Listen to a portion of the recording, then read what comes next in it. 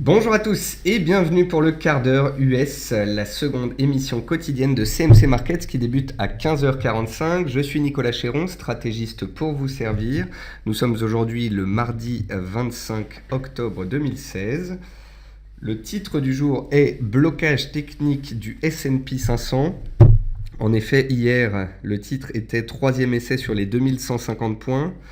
Pour l'instant, cette zone bloque toujours. On a vu qu'à 2155 points exactement, eh bien, il y avait une résistance, un cluster de résistance, donc un regroupement de résistance qui empêchait l'appréciation des cours du S&P 500. On a vu que certains indices comme le Nasdaq restaient très forts et avaient enregistré de nouveaux records historiques. Mais pour ce qui est de l'indice directeur, le S&P, pour l'instant, on cale sous des résistances. Le marché reste positif, il reste solide, mais il n'arrive pas à aller plus haut. C'est la raison pour laquelle on avait vu ce matin que le CAC et le DAX sous résistance pouvaient éventuellement consolider. C'est ce qu'il est en train de se passer. On a perdu un demi% sur le CAC et sur le DAX depuis les plus hauts du jour. Le CAC flirte avec son équilibre et les fameux 4550 points, le pivot du jour dont je vous ai parlé ce matin quand je vous ai expliqué donc que le CAC hier avait fait un doji en pierre tombale et que les deux extrêmes de ce doji étaient des pivots, 4550 et 4580. Donc on verra lequel des deux casse en premier. Donc voilà, cette semaine, c'est une semaine d'importance. 40% des entreprises américaines du S&P 500 publient. Pour l'instant, ce sont des bons résultats dans leur ensemble. C'est ce qui fait que le marché est solide. Après, il faut faire attention. On a des facteurs qui peuvent impacter à la baisse à court terme. On a notamment les bancaires européennes qui sont toujours sous pression et qui consolident à court terme après leur forte hausse récente. Et puis on a aussi le pétrole qui a bien tenu hier malgré quelques faiblesses et qui est attaqué de nouveau aujourd'hui. Donc attention au pétrole, notamment avec les stocks de demain. Voilà donc pour l'environnement de marché. Sans plus attendre, on va pouvoir aller plus loin dans cette émission. Avant toute chose, un avertissement sur les risques concernant le caractère purement informatif de cette présentation et les CFD. Je vous invite à en prendre note. Vous pouvez utiliser les fonctions de chat et de questions-réponses en haut de votre écran pour pouvoir converser avec moi. Dans cette émission, on voit ensemble les derniers mouvements intraday, ceux des actions européennes notamment, les statistiques et le chiffre du jour, les actualités aux États-Unis, une figure graphique reconnue par la plateforme de CMC Markets et bien évidemment, je réponds à vos éventuelles questions. Alors en termes de mouvement intraday, le S&P échoue sous la zone cluster de résistance à 2155 points. Il y a échoué hier, il y échoue encore aujourd'hui. On est donc sous une résistance clé. Cela ne remet pas en question la tendance de fond qui est haussière, ni la tendance de court terme sur les dernières séances qui est haussière également. Mais étant donné qu'on n'arrive pas à passer cette résistance, eh bien on est susceptible de se stabiliser, voire de consolider un petit peu. Le Nasdaq 100 inscrit un nouveau plus haut historique, encore ce jour, à 4925 points, ce qui démontre bien qu'il y a des indices qui arrivent à tirer leur épingle du jeu et que certaines valeurs, comme les valeurs technologiques, sont particulièrement recherchées. Le CAC 40 bloque sous les plus hauts d'hier et les plus hauts de ce matin, la zone 4575-80 points empêche donc les acheteurs de passer. C'est la raison pour laquelle on assiste à des prises de bénéfices qui pourraient, sous les 4550 points, potentiellement s'accélérer. Le chandelier du jour sur le VIX s'apparente à un marteau haussier, donc on fera attention car si la volatilité devait repartir à la hausse, cela pourrait corroborer un scénario correctif de court terme sur les indices. Le pétrole montre de nouveau des signes de faiblesse sur les 50 $. Hier, il a fait un trou d'air sous les 50 $ et puis il a bien clôturé à 50,50. Cet après-midi, il est de nouveau attaqué. Donc attention au pétrole sous les 49 $, non pas sous les 50 mais sous les 49 $. On aurait un éventuel signal baissier synonyme d'un début de correction et si tel devait être le cas, cela pèserait bien évidemment sur le secteur énergétique et les indices. Attendons les stocks de demain qui devraient engendrer de la volatilité et nous donner une réponse à ce sujet. Et puis encore un nouveau plus haut mensuel sur le dollar index à 99,1 points. Le dollar index dont on disait ce matin qu'il était bloqué depuis 3 jours sous une résistance, eh bien il l'a de nouveau dépassé. En l'absence de mauvaises nouvelles, bonnes nouvelles, en l'absence de signaux baissiers, la hausse perdure. Vous comprenez donc le concept de tendance. Tendance appuyée par les fondamentaux. Les fondamentaux, c'est la probabilité de hausse de taux aux États-Unis au vu des Fed Funds qui est désormais de 70% pour le mois de décembre. Et c'est ce qui fait que le dollar est autant recherché ces dernières semaines. Dans les meilleures et les moins bonnes performances du CAC 40, on note Airbus et Essilor pour la France qui sont en retrait. Essilor notamment suite à la publication de résultats décevants en fin de semaine dernière. On note que Banco Bilbao, Santander et Unicredit consolident après leur forte hausse des dernières séances. Ne serait-ce que pour vous donner un exemple, Unicredit a gagné presque 20% en l'espace de 2 semaines. Dans les hausses, vous pouvez voir que le marché français tient très bien, puisqu'on a 4 des plus fortes hausses de l'Eurostoxx qui sont françaises, avec notamment Air Liquide, suite à la publication de ses résultats, et Orange, qui surperforme après avoir publié de bons résultats et avoir réussi à s'extraire d'une tendance baissière.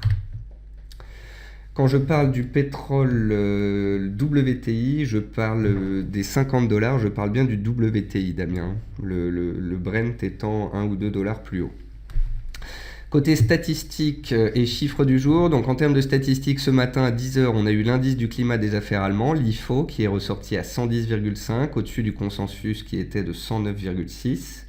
Et puis on a eu l'indice de l'immobilier US, le S&P Case-Shiller, qui ressort en ligne avec les attentes à 5,1%. Le chiffre du jour, c'est 78%. C'est le pourcentage de sociétés du S&P 500 ayant publié qui battent le consensus sur les bénéfices, sachant que la moyenne historique est à 63,5%. Côté entreprise, Baker Hughes a publié un revenu au T3 en baisse de 38% sur un an. Rappelons que c'est un spécialiste du pétrole. Caterpillar, en pleine restructuration, abaisse ses prévisions annuelles. Malgré tout, le titre était en baisse avant bourse et passe dans le vert à l'ouverture. Donc, peut-être que c'est une mauvaise nouvelle qui est rapidement digérée. Dupont dévoile un T3 supérieur aux attentes grâce à des réductions de coûts. General Motors a enregistré un bénéfice au T3 en hausse de 104% sur un an. Procter & Gamble a fait état d'une hausse de 4% de son bénéfice net au troisième trimestre. Et Whirlpool, qui avait relevé ses objectifs, ses prévisions en juillet, les abaisse cette fois-ci. Donc peut-être que la société a vu trop grand et a relevé ses prévisions donc il y a quelques mois pour pouvoir les abaisser désormais. Dans les plus fortes hausses et baisses d'hier, on retrouve à la hausse Nvidia, le spécialiste des cartes graphiques qui enregistre un nouveau record annuel dans une tendance haussière très forte. On retrouve également General Motors hier qui était déjà recherché. Dans les baisses, on retrouve GeForce Financial suite à une prise de participation d'un groupe chinois. Et Rockwell Collins, me semble-t-il, c'est un abaissement de prévision de résultats.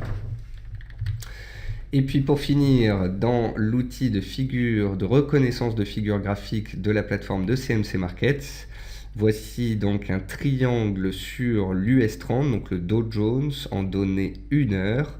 Il s'agit d'un triangle noté 3 sur 5, mais ce qui m'intéressait ici, ce n'est pas la propreté de la figure, et donc qu'elle soit notée 4 ou 5 étoiles sur 5, c'est plutôt de constater que sur la zone des 18 250 points sous laquelle on a bloqué la semaine dernière, eh bien on a bloqué hier et on bloque encore aujourd'hui, et pour l'instant, sous ce triangle, c'est les vendeurs qui reprennent potentiellement la main.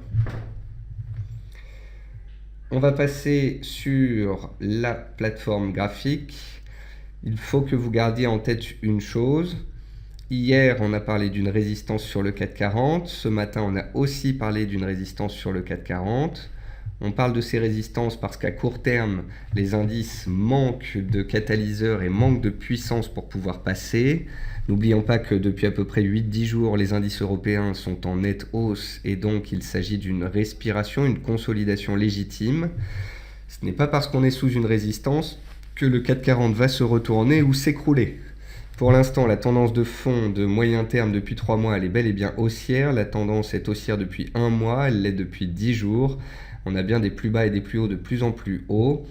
À court terme, on bloque sous résistance et si on continue de ne pas réussir à la passer, on pourrait peut-être avoir une consolidation, un retour vers des supports, vers 4540, 4520, voire 4500 en rappel.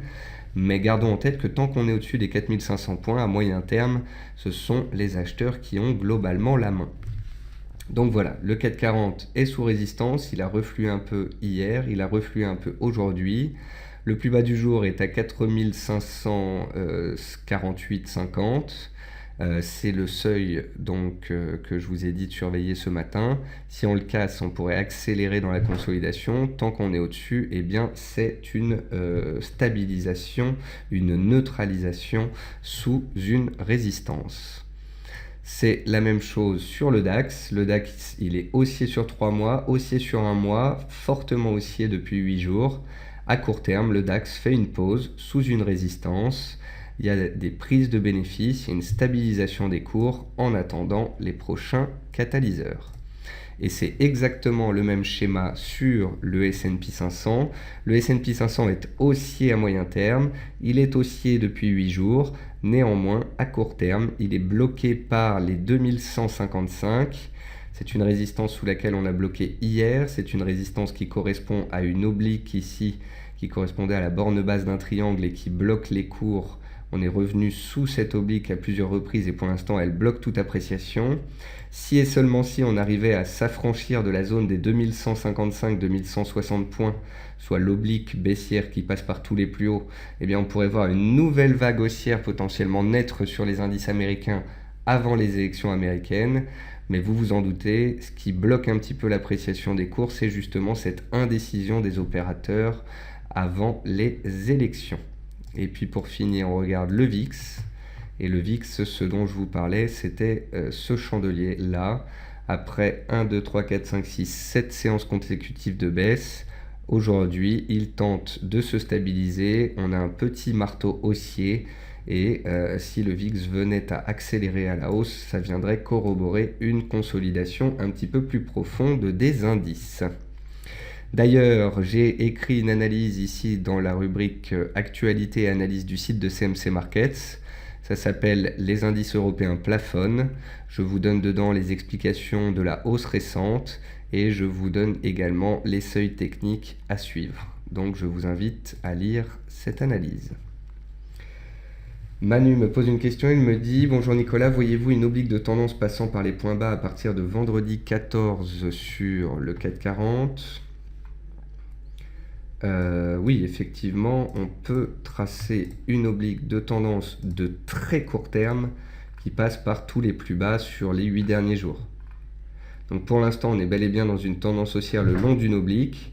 Si on bloque sous la résistance horizontale et qu'on casse cette oblique, donc qu'on casse les 4550, eh bien, on pourrait avoir une consolidation. Tant qu'on reste au-dessus de cette oblique, c'est haussier. C'est pas la question de savoir si la tendance est haussière ou pas. On sait que la tendance est haussière à moyen terme et en journalier. Par contre, à court terme, on est bloqué sous résistance. Pour l'instant, on se stabilise à plat, mais il ne manquerait qu'une petite étincelle pour que cette consolidation puisse se transformer en petite correction, les indices européens ayant peut-être besoin de souffler. On va passer sur les actions US. On va regarder ma sélection de titres US parmi les plus connus. On va voir s'il y a de fortes variations. À la hausse, on retrouve Alcoa. Donc souvenez-vous, cette fameuse Alcoa, première société à avoir publié ses résultats le mardi 11 octobre. C'est tout le temps Alcoa qui ouvre la saison des résultats quand il y a donc les résultats américains. Le titre avait chuté pendant 3 séances d'affilée et puis on était arrivé sur un support qui correspondait au plus bas du mois de mai. Vous voyez que le titre a travaillé cette zone de prix pendant 5 ou 6 jours. Et puis, parce que cette zone a tenu, eh bien, ce sont les acheteurs qui, à court terme, tentent de reprendre la main. On peut surveiller aussi GoPro dans les heures et séances à venir. Le titre est jusqu'ici dans une tendance haussière, le long d'une oblique haussière. Il avait pris appui sur cette oblique le vendredi 14 octobre dernier, ce qui avait permis un rebond de 10% des cours en quelques séances. Nous voilà rapidement revenus sur cette zone de prix. C'est une zone de prix pivot. Tant qu'on la tient, eh bien, on pourrait avoir un regain d'intérêt acheteur et un redémarrage dans le sens de la tendance. Si par contre on vient à casser ce niveau de prix horizontal ici, les 13,50 $, eh bien la consolidation pourrait perdurer. D'ailleurs, ce serait la suite logique de la correction à laquelle la correction que l'on peut constater depuis le début du mois d'octobre. Donc voilà, c'est qui tout double sur cette zone de prix des 13,50 $. Paul me dit que le Consumer Confidence, donc l'indice de confiance des consommateurs, vient de ressortir à 98,6 alors que les attentes étaient à 101,5. Donc voilà un chiffre décevant pour les États-Unis. On va voir dans quelques instants si ça fait baisser le dollar américain. Avant toute chose, je voulais regarder quand même si on a des grands écarts sur certains titres américains, notamment pendant les périodes de publication. On a des titres parfois qui font des gros décalages. Donc je ne regarde pas les titres qui sont un peu particuliers, qui ont des trous de cotation, etc. Souvent, quand il y a des gros décalages comme ça, c'est de l'actualité, de la news, des résultats. C'est pas forcément des choses qui peuvent être mises à profit. Vous noterez qu'on retrouve Baker Hughes dans les hausses, malgré des résultats en baisse de 38% sur un an. Les opérateurs s'attendaient peut-être à pire. Notons qu'on retrouve DBV Technologies, la biotech dont on parlait ce matin. On retrouve beaucoup de sociétés de l'énergie. Lockheed Martin, gros titre du S&P, donc ça doit être dû à une publication. On retrouve aussi Orange en cotation aux États-Unis. On retrouve Procter & Gamble, dont on parlait des résultats tout à l'heure. Et puis on va regarder les plus fortes baisses. Fuel Cell Energy, donc là, pareil, ça doit être des résultats. Nouveau plus bas annuel. Sonic Corp, même configuration. J'aime bien quand il y a des gaps baissiers puissants, mais qu'ensuite on vient chercher des niveaux historiques de prix. C'est à ce moment-là que ça peut être intéressant de suivre les cours. Là, je ne retrouve pas d'exemple en particulier qui m'intéresse. Whirlpool. Donc Whirlpool qui avait revu à la hausse ses prévisions et qui vient de les revoir à la baisse. Donc là, il faut voir s'il y a une réaction ou pas sur les 152 $. Mais si on ne réagit pas très rapidement, ça pourrait aller plus bas. Et puis ensuite, il n'y a pas de titre en particulier. Whirlpool, je vais la mettre de côté quand même. Et on verra ce que cela donne dans les séances à venir. Si vous avez des titres US que vous souhaitez que l'on regarde, n'hésitez pas à m'en parler et je regarderai ça avec la plus grande attention. Ensuite, côté matières premières, le sucre est toujours dans son triangle. Le jus d'orange est toujours bien recherché. La tendance baissière de court terme est vraiment terminée. Et le jus d'orange retrouve ses plus hauts annuels en cours de clôture. Donc, pour le moment, ce sont les acheteurs qui gardent la main. Le pétrole qui tout à l'heure se faisait une frayeur sur les 50 $, tient de nouveau les 50 $. Donc là, c'est vraiment qui tout double. Si on tient les 50 $ et qu'on remonte demain avec les stocks de pétrole vers les plus hauts annuels, ce sera un bon signe. Sinon, c'est qu'une correction pourrait se mettre en place. Le blé a réussi à se stabiliser sur le support qu'on a défini ce matin comme un pivot clé. Le maïs fait de même et tient son oblique haussière de tendance. Et l'avoine reste bien orientée. Attention néanmoins à la résistance que l'on a touchée hier. Il faudra la dépasser pour que le mouvement continue. A contrario, on pourrait assister à des prises de bénéfices, à un retournement. L'argent et l'or, on l'a vu ce matin, sont relativement solides. Et ce, malgré une hausse continue du dollar américain ces 3 dernières semaines. Donc ça veut dire que si à tout moment le dollar venait à consolider, eh bien les métaux précieux pourraient en profiter pour rebondir. Le riz est complètement délaissé et après avoir échoué sous la borne haute de son triangle, il en sort par le bas. Il travaille actuellement son pivot dynamique, sa moyenne mobile à 60 séances, qui a fait pivot à de nombreuses reprises par le passé. Si cette moyenne mobile ne tient pas, eh bien les cours pourraient se diriger de nouveau vers le support de moyen terme à 9,20 cents, soit les plus bas annuels. Et puis le gaz naturel, semble-t-il, a fait un point haut de moyen terme il y a maintenant 15 jours. Regardons un peu le graphique de long terme. Donc à très long terme, vous voyez que la zone des 3,10, 3,30 est vraiment une zone tampon. Depuis le début de l'année, donc depuis le mois de février, on était reparti des 1,60 cents et on a doublé les prix. Les prix ont doublé en l'espace donc de 7-8 mois. Vous voyez par contre que les 3,30, qui était une résistance bien claire, définie par des gaps et des points hauts fin 2014, début 2015, a complètement bloqué l'appréciation. Et en fait, on dit souvent en bourse que les excès engendrent des excès. Ça veut dire que les réactions violentes parfois sont contrecarrées par d'autres réactions violentes. Ici, les cours étaient montés, avaient gagné 100% en l'espace de quelques mois et l'accélération finale haussière que l'on a connue est contrecarrée par un retournement baissier tout aussi violent. Et pour l'instant, rien à dire de spécial dessus, si ce n'est qu'on va arriver ici sur la zone des 2,90 et on va voir si une réaction a lieu ou si au contraire les vendeurs enfoncent le clou pour aller chercher des supports plus bas. Et puis concernant les devises, donc l'AUD tient bien contre le dollar malgré son appréciation, c'est quand même à noter. Ça veut dire que si à tout moment le dollar consolide, l'AUD pourrait repartir rapidement. L'euro, lui, il est toujours sous pression, en tendance baissière, il est sur des plus bas, il a même inscrit un nouveau plus bas mensuel aujourd'hui. Son prochain support apparaît dans la zone des 1,08, 1,0830. Donc peut-être faut-il attendre que les cours arrivent dans cette zone de prix pour y voir une hypothétique réaction. En attendant, les acheteurs ont clairement la main. La livre perd 1%, elle a cassé son support oblique, elle a cassé les 1,2190.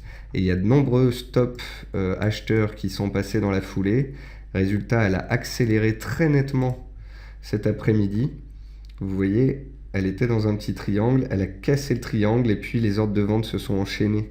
Et elle a perdu 140 pips en l'espace de 3 heures. Donc n'oublions pas que tant que le dollar est fort et haussier, la livre qui est fragilisée par le Brexit, eh bien, aura tendance donc à être sous pression contre le dollar américain. Le NZD, c'est un peu comme l'AUD, il est un petit peu plus solide. Donc vous voyez, comme on le dit très souvent, que l'euro et la livre qui sont en tendance baissière, eh bien, continuent de chuter puisque le dollar continue d'inscrire des nouveaux plus hauts. Par contre, l'AUD et le NZD tiennent particulièrement bien, et ce, malgré l'appréciation du dollar américain. Ça veut dire que pour ceux qui surveillent un rebond hypothétique des paires en dollars, surveiller NZD-USD et AUD-USD pourrait être peut-être plus judicieux que suivre l'euro et la livre qui sont encore plus baissiers. Et le fameux dollar américain, le voici. Le dollar américain qui butait depuis 3 jours, donc sous cette zone des 98,80, et ça n'a pas duré très longtemps avant qu'on casse cette résistance qui devient désormais un support. Vous pouvez voir que le dollar était ici dans un triangle de moyen terme, il s'en est échappé, il s'est mis dans un petit triangle de court terme, il s'en est échappé. Là, on était dans un triangle de très très court terme, on s'en est échappé de nouveau. Tant qu'il n'y a pas de chandelier de retournement et ou de cassure de support, le dollar est haussier et cela pèse bien évidemment sur tous les actifs dénominés en dollars, que ce soit les paires du Forex ou bien les matières premières. Concernant l'USD CAD, vous pouvez voir qu'on est pile poil sur une oblique clé ici dans la zone des 1,3330 et vous pouvez voir que ce n'est pas très clair comme situation. Étant donné que le dollar américain est fort, et bien cette paire a tendance à bien tenir. Mais le CAD est lui aussi également fort grâce au pétrole qui tient bien, et c'est ce qui fait que cette paire n'arrive pas à grimper depuis 3 semaines en discontinu, tout comme arrive à le faire le dollar américain. Donc c'est pas très clair comme situation, ni en termes de corrélation, ni en termes d'analyse technique. Vous pouvez voir qu'on a plusieurs fois tenté de faire des mèches au-dessus et de casser cette résistance, mais pour l'instant, ça ne passe absolument pas. Donc voilà, on est dans des marchés qui ne bougent pas énormément. Je vous avouerai donc que c'est pas un feuilleton qui est extrêmement intéressant. Mais ne serait-ce qu'en termes de prudence, de patience et d'analyse, je trouve quand même que ces derniers temps, les indices sont relativement propres. Pour l'instant, on a le CAC, le DAX, le S&P 500 qui consolident latéralement sous des résistances. On n'a pas de catalyseur baissier, c'est la raison pour laquelle la consolidation se fait latéralement et non pas par un repli significatif des cours. On fera quand même attention au pétrole, on fera quand même attention aux publications de résultats qui pourraient à tout moment donc peser sur les cours et entraîner un petit repli. Mais tant qu'on ne casse pas de support de très court terme comme les 4548,50 sur le CAC 40, eh bien ça reste relativement stable. Et n'oublions pas que les tendances haussières de moyen terme et de court terme sont toujours en place et c'est ce qui empêche justement les vendeurs de prendre la main. Mais comme j'ai insisté hier et je l'ai dit ce matin, tant qu'on est sous ces résistances, il est clair que à court terme, à très court terme, ce sont les vendeurs qui ont la main sous ce niveau de prix. Donc au niveau du CAC 40, du S&P, on bloque. Au niveau des résultats d'actions américaines, c'est des résultats qui sont globalement très bons. Au niveau des matières premières, le pétrole tient bien et demain il devrait nous donner une direction claire, espérons-le, avec les stocks. Et au niveau du Forex, c'est toujours la tendance haussière du dollar qui prédomine. Bien évidemment, après 3 semaines de hausse en discontinu, il va falloir faire attention à un éventuel retournement. Mais attention également à l'anticiper, puisque ceux qui l'ont anticipé ces dernières séances ont dû le sentir passer. Et puis pour répondre à LL, on va regarder ensemble IBM. Donc IBM qui avait publié... Il me semble qu'IBM a publié la semaine dernière. Ah non, je dois confondre avec un autre titre. C'est Microsoft, me semble-t-il, qui a publié la semaine dernière et qui a ainsi enregistré un nouveau plus haut historique au-dessus de ces plus hauts de la bulle des technologies de l'an 2000. Donc IBM, ça fait longtemps que j'ai pas regardé ce titre-là. Donc en données mensuelles, on est dans une tendance baissière depuis 2013. Depuis le début de l'année 2016, il y a quand même une tentative de retournement haussier.